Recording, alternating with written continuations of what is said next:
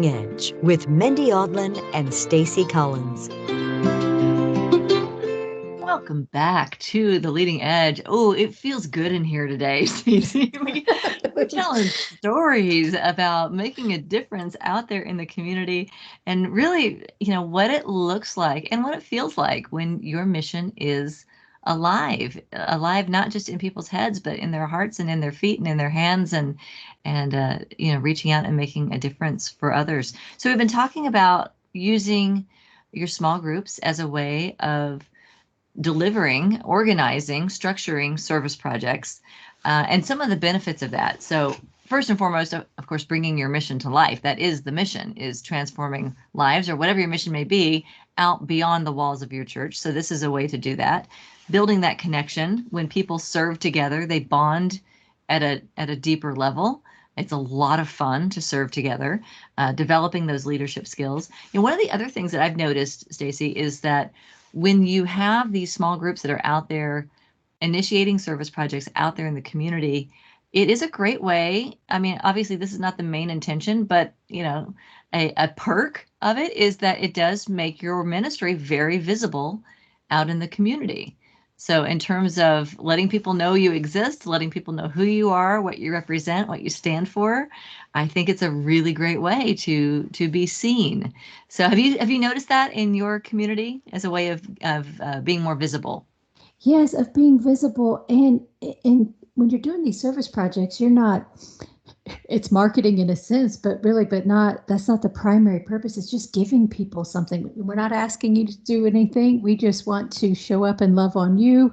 And that's just who we are. And it really, I think, yeah, it feels great for the people that are doing it, but it's also just to kind of give people a glimpse into what are those people over there all about. And what we're about is, hey, being service, having fun, whatever it is. One of my favorites is actually coming up this Saturday, and it's our trunk or treat. And Unity of Houston's right in the middle of Houston, and so it's a commuter church. Most of our members don't necessarily live very close to the church, but we do have a neighborhood elementary school that's right there on the corner, and so we invite all the kids from there and all around the church neighborhood to come participate in a trunk or treat. So our members each decorate their car and give out candy, and it's just so incredibly fun. And just to the whole block is taken up with cars, decorated and giving out candy for the kids. Is absolutely, I love it. I love it. That's awesome. And I've seen small groups, that will, they'll put on their Unity t-shirts or their church t-shirts or their Spirit Groups t-shirts or whatever they are, and they'll go out and, whatever they're doing, they show up as a presence. When you bring 5 people, 8 people out in service, it really is a presence. And I've had stories of people saying, we were out there and we were just doing what we were doing. We were serving people. We were handing out food for the homeless or socks, or, we were at the food kitchen or whatever it might be. And people come up to them and say, so who are you? And what do you do? And what is this about? And how, it really does open a door to get to share with people, like, this is my spiritual community, and this is what we do, and this is who we are, and this is how we serve. And what a great way to invite someone in. It's like, if you think this is cool, we would love for you to be part of our group. We're about to do another series. Come join us. So it does create some curiosity, and it does attract people who want to transform lives, people who want to be of service. And just, how fun it is to, like you said, put it out there with no attachment, that's not the primary intent, but that's how attraction works. You live it, and then you attract others that are of like mind. So I love that in terms of being visible. And the other thing that I see that I think is really valuable about bringing people together in small groups to lead these service projects is that it is, for many people, it is a stretch beyond their comfort zone. I mean, for a lot of people, going into a homeless shelter is maybe something they haven't done before, or going into like a prison ministry, or going into an area to do some trash cleanup that maybe isn't an area where they would normally be hanging out. I've seen people really stretch their comfort zones in doing this, and have some real breakthroughs. Have you experienced things like that, Stacy? Yes, those are all beautiful examples. And I had another one where a group decided they would go into a nursing home. They had done a curriculum on meditation, and they found a nursing home that was open to having some guided meditations. And so these people weren't professional meditation leaders, and so they all had to stretch to do that, and they did. They went in and took turns in this nursing home and led meditations. And I just thought, what a beautiful way to bring that spiritual practice and to stretch themselves too. And one of the things you mentioned earlier that I think is so important too is we have our group hosts. And I always reiterate this every time it comes around to service projects, because they need a reminder. It's not your job to make it all happen. This is an opportunity for other people in the group. So they've got their group host who's, ostensibly kind of leads things. But then other people in the group, if you allow them, who wants to maybe co-lead a service project, come up with some ideas, you'll see people really stepping into something. Especially, there's something about being in service that people just resonate with that idea and are willing to kind of step outside their comfort zone, I find, to be of service to the group. Yeah, I find it's the one element of the whole spirit groups model where we talk about, these 5 spiritual disciplines of culture. It's the one piece that initially there's the most resistance to, and then once it's done, there is the most enthusiasm about. And I've seen it time and time again where I even in the beginning I had churches that would say, "Oh yeah, we do spirit groups. We just don't do that service piece. We just don't do. We just took that part out. That part didn't quite work for us." And I'm like, "Well, if you took it out, you're not really doing spirit groups, because without that component is such an important part of the leadership development of the cultural piece that small groups are intended to build." So you can't really take it out and have it be the same culture. It shifts the culture so dramatically. And then the fun thing is finding, people who initially were a little, reticent or a little bit reluctant to jump in. And I don't know, what's it going to be like? I've never done anything like this.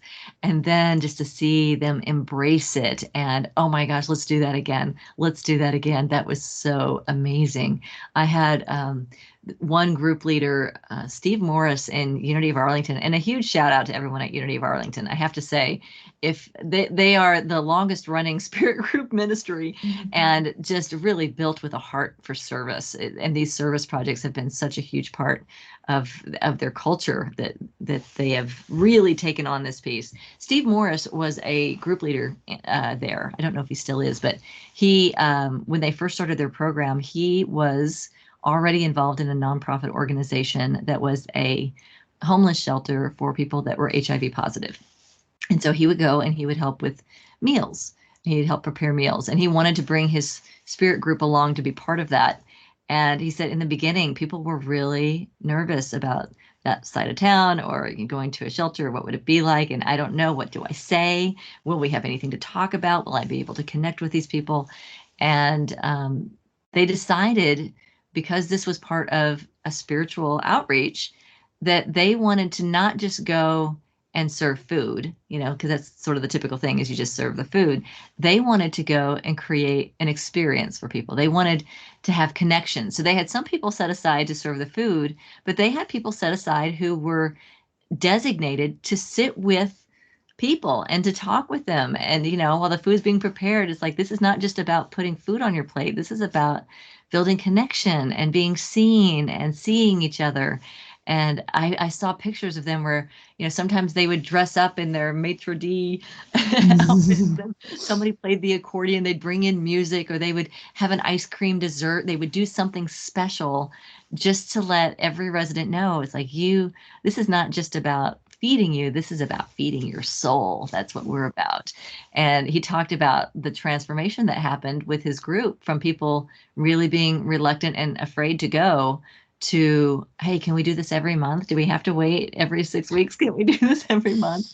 And so they did. Every month they'd go out there and they would be with these residents, and it really uplifted them in a powerful way. So do you have other stories like that? Stretch stories?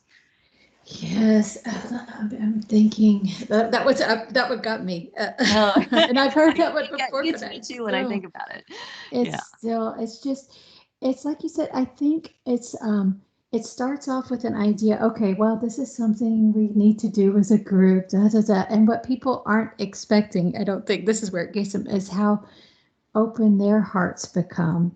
And all of a sudden, it's feeding them in a way that they didn't expect. And the other thing that I love is whether you, no matter the size of your church, whether you have 5 groups or 30 or whatever, it's such a beautiful way to remind everybody that they're a part of something bigger here. When you can celebrate all, that's why I love to get the pictures of the service projects, and for people to tell me what they're doing so that we can celebrate at the end of the series and say, look what we have done together. And it's just such a beautiful moment for people to realize, oh, well, we thought we were just doing this thing over here. Well, you are, but so is somebody else is doing this piece and this piece and this piece, and it just creates this, kind of huge just gift of love, when it's Yeah. all combined. Yeah, I love it because, sometimes we think we're doing this for them, like we're doing the service project Right. for them because they need it. It's like, no, no, no. Yes. We do service because we need it. We need it. It's part of our spiritual growth. It's how we move these teachings from our head into the out into the world and express these teachings. It's part of what we do. So I love that, and I love sharing what happens through service projects. So let's get into a little bit of the nitty gritty, like the structure of it, because we've talked a lot about the impact that it has in the Spirit Groups program, or you could model your own small groups program, in this way if you choose to. We have 10-week cycles in our series. We've talked about this before, where we kick things off. We have a preview event where people can come and check it out, and then we do 6 weeks of content. So either that's a video-based content, or maybe it's tied to a sermon series or a book or something like that. So we have 6 weeks of content where we learn and grow and study and share together. And then we have this 2 weeks space where in those 2 weeks, we encourage the group leaders to both have a social event, which we talked about last week in the last episode, and host a service project. And that happens within 2 weeks. And then the 10th week is a celebration week. So next week on the Leading Edge, we'll talk about those celebrations and what to think about when you do that. But it's integrated into every series. So when you sign on for a group, you're really signing on not just to go to a book study or to talk about the Sunday sermons, or to go through a video curriculum. You're really there to bond with a group and to make some friends, to socialize and to serve together. So that's how we structure it. And because it's part of a series, what's beautiful is, you may have a completely different group of people coming together for every different series. Some groups are different every time we meet, every 10 weeks. Other groups, it's the same people, and they meet, they repeat it again and again and again and again and again, and they may do the same service project again and again and again and again. And that's great too. I have seen small groups actually form around what someone wants to do for a service project. I have seen people say, hey, I want to do some service projects around social justice. So I'm going to create a small group that is for people who want to serve in this particular arena. And that creates the structure for the entire group.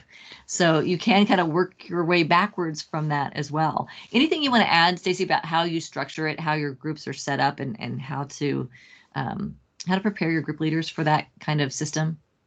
Yeah, so when we talk about that right at the training, host training, like you said, so it's not a surprise halfway in about the, and we give some examples too. I like to make it very comfortable for them. And so it's not something we're going to spring on you that you're going to have to choose this giant project.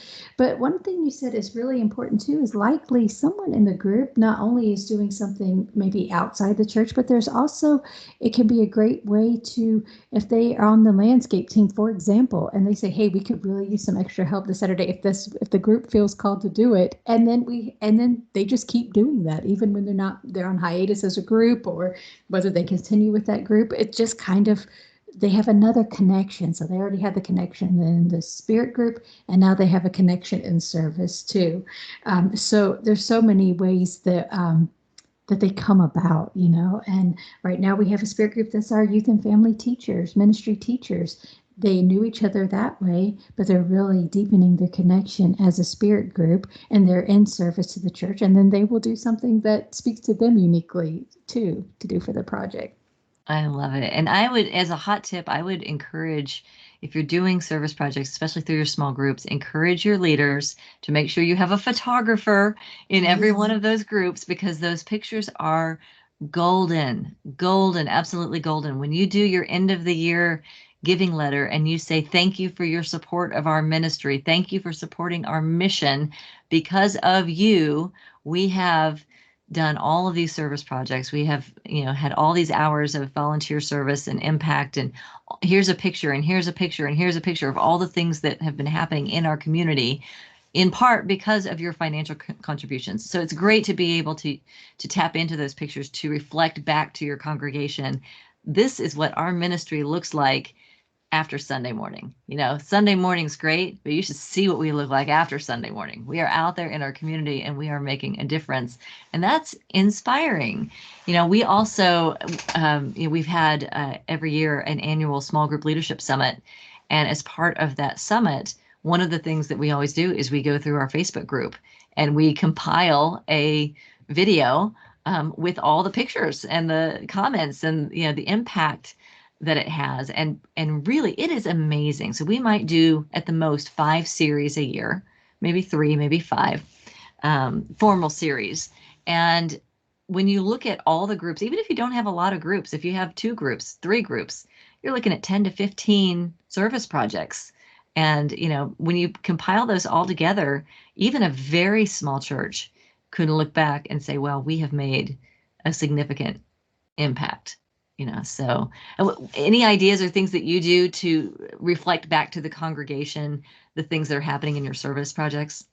Yeah, so we were just planning this last week, and we designate a Sunday to celebrate the groups, and we'll let them know about it, of course. And as you said, pictures, pictures, pictures. Those are just so powerful. I mean, we can read the lists of projects, but there's nothing like seeing the faces and seeing people in action, being a part of these projects. And we share it with the entire community. This is what we did. This is what happens when you hear us say, join a small group, join a small group. There's so many times we're saying things like that, but look what they're doing and look what you can be a part of. So it not only instills that kind of sense of pride and yes, we did this. It's also for the people that didn't do it, think, oh, I missed out. Right. Yeah. Right. Yeah. It really does create such a bond with people that if you're not, I think, especially with a program like yours that's been going for a while, the more you do it, the more you can really feel like the people who are engaged in small groups that are doing these things together have a certain bond, a certain connection that is difficult, if not impossible, to replicate just by coming to the Sunday experience.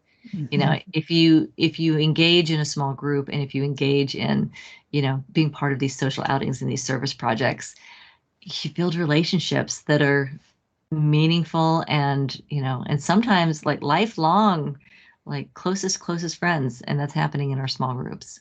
Yes. So it's exciting to see.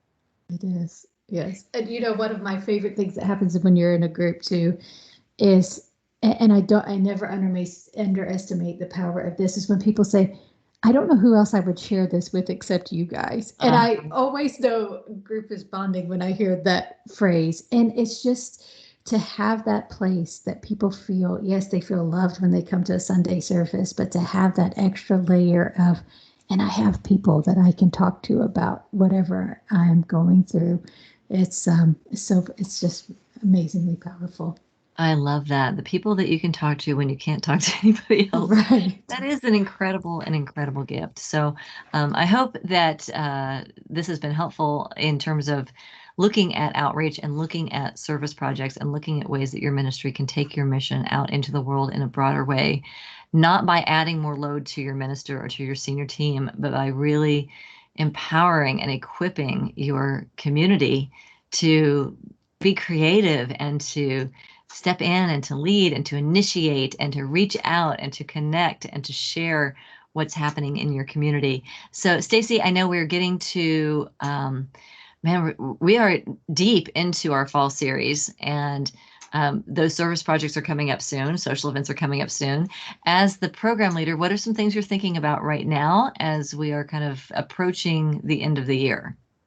So I'm thinking about what am I going to do? And I know we'll talk about this next week, which I'm excited to celebrate the groups and especially the hosts, and how to recognize them and just to give them so much love. And at the same time, we're going to be gearing up for January. So I think it's really important to take that time, though, to celebrate what we have done and then go into the future. So that's what I'm looking for, new ways to celebrate. I always like to come up with something a little new and surprising. Oh, I love that. I love that. So yeah, that's part of the fun of being a leader too, is you have the system, you have the structure, and then within that system and structure, let's get creative and have some fun and be playful about it. So yes, we have, we're coming up on the end of this 10-week series that that is the fall series for small groups. If you're following that format, what happens next is you go into the holidays, and I know we talked about this a little bit, but typically holidays and summer are 2 times in the year where things are a little bit different. So typically my suggestion for ministries is keep your groups alive, but maybe you don't need to have so much structure. So maybe it's social events. Maybe it's, imagine empowering all your groups during the month of December to go out and serve. To have your Christmas party together if you want to, and do a service project together. One of my favorite service projects that I saw in my ministry was a group that for their, I think they did a social, but they also had a planning party where they had all kinds of things that they put into stockings, and they did a white elephant gift exchange at a local nursing home for Christmas. So they wrapped up their fall series. We had our conclusion, we had our celebration, but they really, really dug into service projects over the holidays and had such a fun time putting little gifts into stockings. And then they had their planning party and their stuffing party and getting everything ready. And then they had the actual experience of going into this nursing home and singing holiday carols and giving every resident a gift. They got into it. So that was really fun. Any tips for the holidays that you might want to share?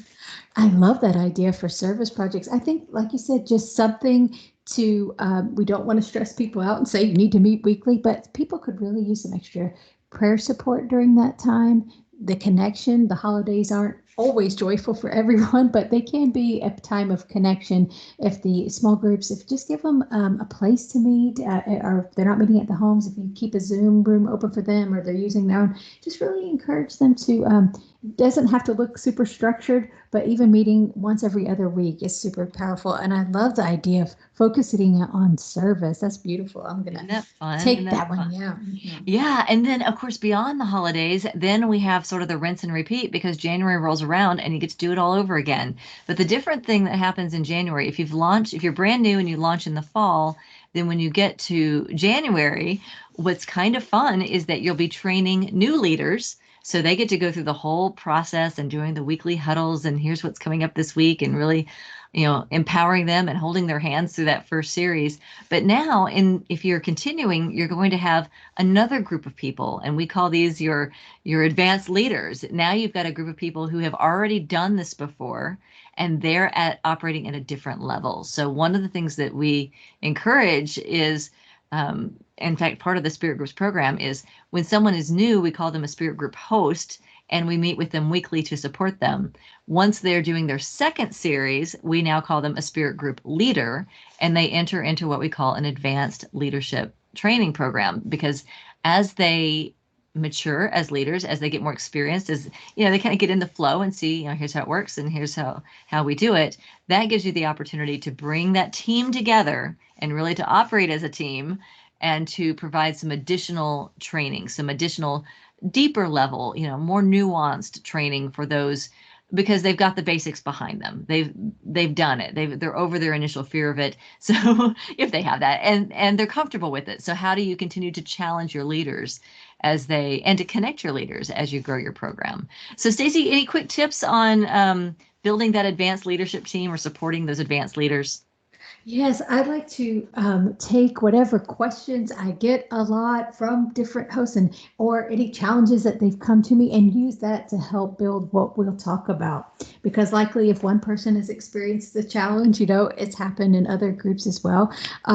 Or if there's something that they're just not quite sure how to delegate for those service projects or what prayer can look like. Or sometimes I sense that self-care is what's needed with our host. So I use that to help inform what we can talk about at our next host training. And then can call in a minister or maybe a guest speaker or something like that to make it really feel, like we're giving back to the host because it's about building leaders and it's about really empowering them too. So, Yeah, I love that. That is, I would say, I call that the front line of transformation is your small group leaders and everything that you do to invest in them and to support them in their spiritual journey and their leadership journey is time well invested and love well invested and creativity well invested in your leaders. So I want to thank you all for joining. Thank you, Stacy, for sharing all your fabulous stories and all your wisdom. We're going to do this again next week, so we hope you will join us for the final episode of this series. We're going to be talking about the nourishing power of recognition. We're going to celebrate, and we hope you'll join us next time right here on The Leading Edge. yes, indeed.